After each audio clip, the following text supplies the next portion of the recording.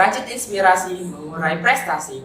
Halo Sobat Kompres, selamat datang di podcast Bisik, bincang asik bersama komunitas prestasi. Tempat bercerita progresmu untuk terus berkarya dan menebar asa. Halo semuanya, perkenalkan namaku Augie Chandra Wijaya dari Prodi Teknik Lingkungan tahun 2023. Di sini aku sebagai pemagang komunitas prestasi. Tetapi aku tidak sendiri nih di sini. Ada Kak Nasya yang menemani. Halo Kak, gimana kabarnya? Halo, baik. Boleh nih Kak Nasya bercerita sedikit tentang diri Kakak kepada Sobat Kompres. Oke, sini mungkin aku perkenalan sedikit aja ya. Oke, halo Sobat Kompres, kenalin aku Nasya Barista dari Statistika Angkatan 2022. Nah, mungkin di Kompres sendiri nih, aku sebagai Sekretaris Departemen External Relation. Soal perkuliahan Kakak gimana? Untuk saat ini lancar atau ada kendala atau banyak jadwal yang bertabrakan dari kegiatan akademik sama organisasi tadi? Oke, karena aku udah masuk di semester 3 nih, ya kan? Itu lumayan banyak yang bertabrakan itu pasti ya.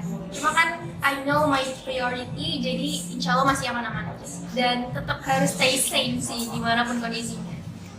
Kak, kan untuk saat ini ada training soal kasus bunuh diri mahasiswa UNES dan mahasiswa UNINUS.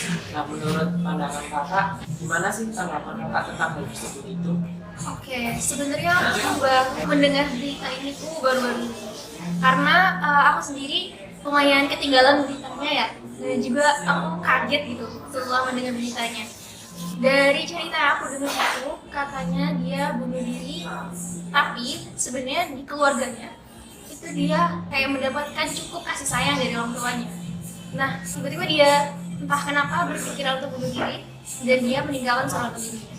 Aku nggak tahu faktor yang membuat dia ingin bunuh diri itu apa. Kayak kan banyak banget ya, dia mahasiswa, bisa jadi karena tuntutan perkuliahannya, bisa jadi karena pertemanannya, atau dari media sosial itu juga possible mungkin dia bisa menyebabkan dia untuk bunuh diri. Sebenarnya tuh kalau menurut aku sangat disayangkan ya. Kenapa gitu? Itu yang menjadi pertanyaan aku. Mungkin orang-orang terdekatnya udah tahu nih.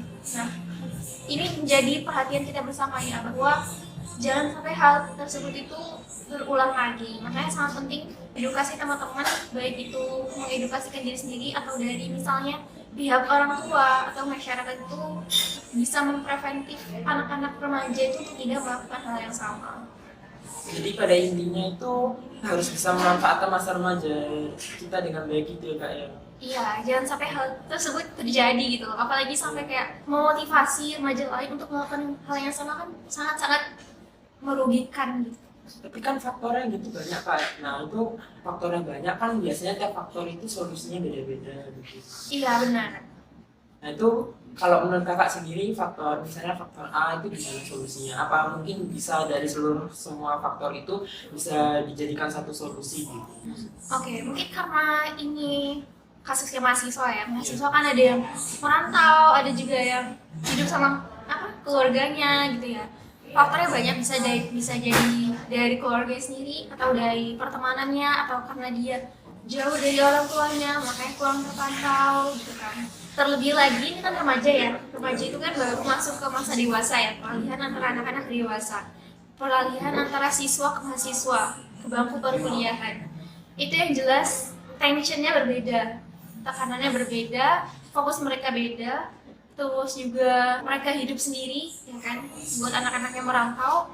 Terus juga mereka ada perubahan hormon, ya kan, yang juga bisa menjadi penyebab mereka itu kadang berubah, emosinya itu cepat bisa berubah, perilakunya juga bisa, dari cara berpikir, cara dia memandang satu hal, cara dia berbicara itu juga kadang dipengaruhi oleh hormon tersebut. Faktornya ada banyak, jadi mungkin hal-hal yang bisa dilakukan itu juga banyak gitu. Misalnya dari internal mereka sendiri itu mereka harus tahu hal-hal yang bisa membuat mereka itu nggak stres, nggak terganggu mentalnya, tetap sehat mentalnya. Atau dari eksternal juga misalnya orang tuanya itu stay mendukung anaknya, dari teman-temannya juga misalnya temannya care dan lain sebagainya. Kalau menurut Kakak bagaimana sih cara Kakak untuk mengatasi stres pada diri sendiri itu ketika kita tuh sedang dihadapkan pada masalah yang itu membuat kita sangat tertekan atau mungkin sangat down gitu.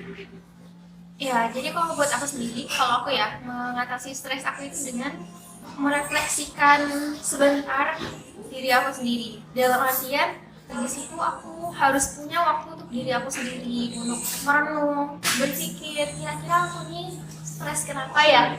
Ada masalah apa sih gitu? Apa yang salah gitu? Apakah masalah itu datang dari diri aku sendiri atau dari orang lain gitu.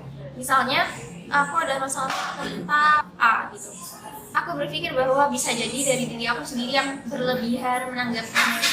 Atau misalnya biasanya kan cewek-cewek kan lagi haid kan hormonnya berubah-ubah kan, bisa jadi PMS. ya lagi PMS, aku berpikirnya berlebihan, berlarut-larut, jadi aku stres sendiri mikirnya. Atau justru dari eksternal, misalnya dia yang bikin aku itu kayak gini gitu. Jadi misalnya juga kita punya teman yang apa ya, marahnya itu silent treatment, itu juga kan kadang bikin kita overthinking dan lain sebagainya. Itu kan berarti oh temannya ini yang silent treatment, berarti cara kita mengatasinya gimana sih biar teman kita ini nggak silent treatment ke kita gitu. Karena itu bikin kita overthinking dan stres. Hal yang bisa aku lakuin ketika aku stres itu menenangkan diri aku sendiri dan berpikir ini aku stres kenapa, terus cara aku menyelesaikan itu bisa cara gimana. Intinya itu ya guys, kalau misalnya kita ada masalah atau misalnya kita stres atau sedang down, itu berarti kita harus merefleksikan atau introspeksi diri kita sendiri. Kita itu melakukan kesalahan apa, terus itu kita udah melakukan hal yang benar atau yang buruk. Terus kita juga bisa mengingat kembali kegiatan atau aktivitas kita saat kita sedang berproses atau saat bersosialisasi dengan orang lain, itu kita buat salah apa, entah itu yang tidak sengaja atau disengaja, itu bisa kita buat evaluasi ke diri sendiri untuk kita bisa pikir-pikir ulang, kita tuh bisa mana ke depannya jadi lebih baik itu gimana. Kalau misalnya kita salah sama teman, kita bisa minta maaf. Tapi kalau misalnya Kak Nasya sebutkan tadi soal temannya dan treatment, menurut pendapatku ya kita bisa bicara baik-baik aja. Coba sih kamu kayak jadi lebih terbuka dikit gitu sama teman-temanmu, karena kita ada masalah itu kita kan harus saling peka gitu. Nah kalau misalnya teman kita sendiri itu tipikal yang silent treatment, ya gimana kita bisa peka gitu, bisa mengetahui yang apa yang dia rasakan, masalahnya itu apa. Karena ya dia aja nggak berbicara itu kita belum peka sepenuhnya terhadap dia. Mungkin kita hanya bisa peka terhadap sikapnya aja gitu, atau dari kayak komuknya, kondisi mukanya gitu. Iya, tapi bukan hanya permasalahan kita sama orang lain, sama teman dan sebagainya. Bisa jadi sama kegiatan kita sendiri. Misalnya kita over nih kegiatan kita, kesibukan kita itu terlalu banyak, itu juga bisa membuat kita stres gitu. Membuat aku stres itu bisa. Misalnya aku kayaknya terlalu banyak kegiatan deh, ini semua tabrakan, jadi yang ini nggak handle, yang ini nggak fokus, itu juga bisa bikin aku stres gitu. Nah solusinya adalah berarti next aku harus menyesuaikan kesibukan aku tuh dengan kapasitas diri aku sendiri. Kalau misalnya seperti ini tuh terlalu banyak, berarti next harus aku kurangi kesibukannya gitu. Jadi menurut kakak kayak yang penting-penting aja, yang sekiranya bisa atau yang tidak berat-berat gitu ya kak ya? Ya, balik lagi ke masing-masing orang, know yourself, know your capacity. Aku sendiri kan nggak mungkin bilang kayak aku stres, aku capek.